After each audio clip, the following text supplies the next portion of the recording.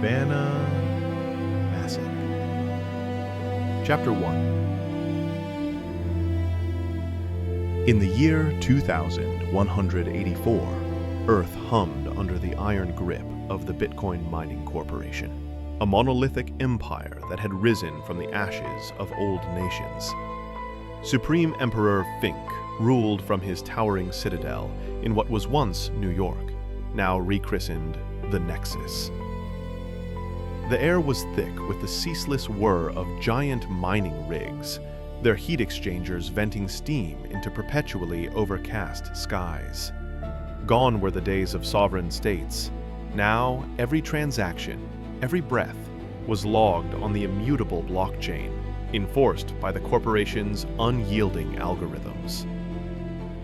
Alina Voss strode through the bustling corridors of Validation Hub Delta. Her uniform, a sleek white and black exosuit emblazoned with the BTC insignia. As a validator, she was the eyes and ears of the corporation on the ground, patrolling the megacities to ensure compliance. Today, her shift began at dawn, the artificial sun lamps flickering to life across the streets. She scanned her retinal implant at the checkpoint, the system greeting her with a cold, synthetic voice. Validator Voss, clearance granted, productivity quota 98%. Her rounds took her through the worker quarters, where families huddled in modular pods stacked like honeycomb cells. Alina paused at a surveillance node, her glove interfacing with the panel to review overnight logs. A minor infraction caught her eye. A citizen had whispered doubts about the Mars blockade during a family meal. She flagged it for review, her stomach twisting slightly. It was routine, but lately these acts felt heavier, like chains tightening around her own conscience. As she moved on, Alina's thoughts drifted to her son, Alex. He was 9 now. They lived in a modest pod in Sector 7, where the corporation provided everything: food rations, education modules, even scripted entertainment feeds. But Alex's 10th birthday loomed like a shadow. At 10, children were recruited, a euphemism for being torn from their parents and inducted into the BTC Mining Corporation's youth program. They became cogs in the machine, trained in blockchain maintenance, resource extraction, or worse, the enforcer ranks.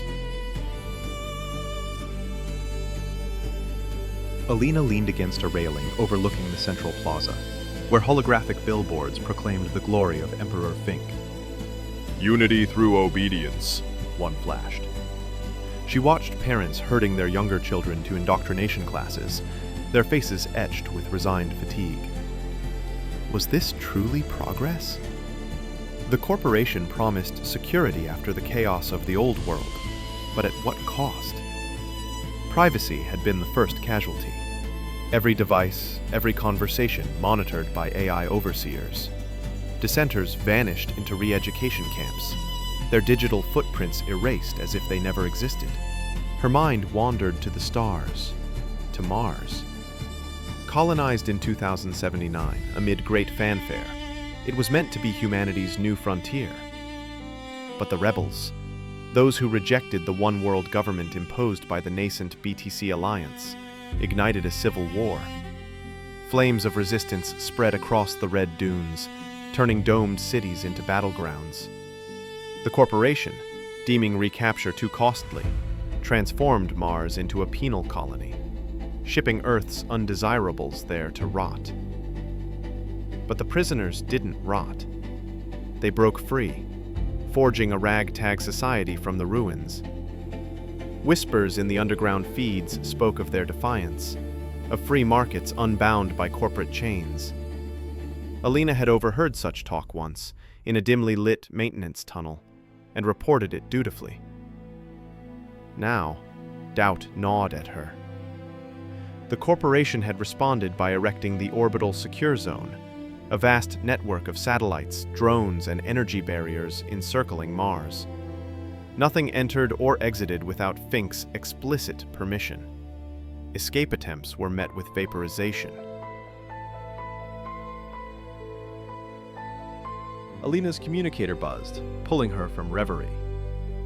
Validator Voss, report to Assembly Dock Gamma. Priority briefing. She straightened, her boots echoing on the metallic grating as she hurried toward the transport tube. The docks were alive with activity, shuttles being loaded, troops in powered armor drilling in formation. Rumors had swirled for months. A massive invasion force was assembling to reclaim Mars. Emperor Fink's speeches railed against the anarchist infestation, promising to bring the Red Planet back under the blockchain's benevolent rule. As the tube whisked her through the underbelly of the city, Alina thought of Alex again. What future awaited him in this world? Would he be funneled into the military, shipped off to die on Martian soil? Or worse, become a validator like her, enforcing the very system that stripped away humanity's spark? She recalled a forbidden holovid she'd glimpsed once, smuggled from pre-corporation archives, speaking of freedoms long lost, speech without surveillance, families unbroken. Arriving at the dock, Alina joined the ranks of fellow validators. The air reeked of ozone from charging weapons. A holographic projection of Emperor Fink materialized, his wizened face stern beneath a crown of neural implants. "Loyal servants," he intoned.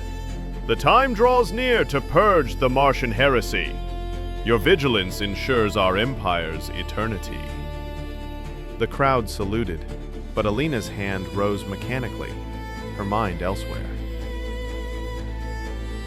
During the briefing, details unfolded.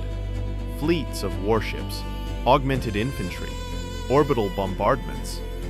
The secure zone would part like a curtain for the assault, then seal shut behind them. Casualties projected high, but acceptable for the greater good. Alina's role? To quell any Earthside sympathizers who might protest the invasion. Preemptive arrests, she noted grimly, for thought crimes detected by predictive algorithms. As the session ended, Alina slipped away to a quiet alcove, her heart pounding. She thought of the children, wrenched from homes at 10, their innocence forged into corporate loyalty. Of citizens imprisoned for a mere murmur against the regime, jails overflowing with disruptors, whose only crime was yearning for autonomy. Privacy? A relic, replaced by total transparency, where every thought was data mined for deviance. Staring at the distant glow of the assembly lights, Alina felt a flicker of rebellion stir within her. Was this the life she wanted for Alex? For herself? The corporation painted Mars as a lawless hell. But what if it was a beacon? What if escape was possible? She pushed the thought down, but it lingered, a seed in fertile soil. Her shift continued into the evening, patrolling the twilight zones where the dome's edge met the wasteland beyond. Radiation warnings blared faintly, a reminder of the old world's scars. Alina stopped at a vendor pod for a nutrient bar, exchanging credits via her implant. The vendor, an elderly man with faded tattoos, eyed her warily. "Heard about the fleet," he muttered, too low for mics to catch, or so he hoped. Alina nodded subtly, her validator instincts warring with curiosity. "It's for the greater good," she replied, the words tasting like ash. But inside, questions swirled. How many families would be shattered by this war? How many voices silenced? The abolition of privacy meant no secrets, no dreams unspoken. Every citizen a node in the network, valued only by their contribution to the mine. As night fell, satellites twinkling like artificial stars, Alina returned home. Alex greeted her with a hug, his small frame warm against her suit. "Mom, tell me about Proxima again," he pleaded, pointing to a projected constellation. She smiled, pulling him close, but her mind raced. The invasion loomed, children like Alex destined for the machine. Perhaps it was time to question, to seek cracks in the secure zone, not just around Mars, but around her own life. In the quiet of their pod, as Alex drifted to sleep, Alina accessed a restricted feed on her terminal, a risky act, but compelled by doubt.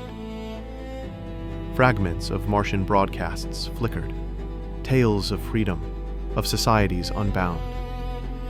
Her heart quickened. The political structure, once unassailable, now seemed a fragile web, social bonds frayed by corporate decree. For Alex's future, she might have to break it.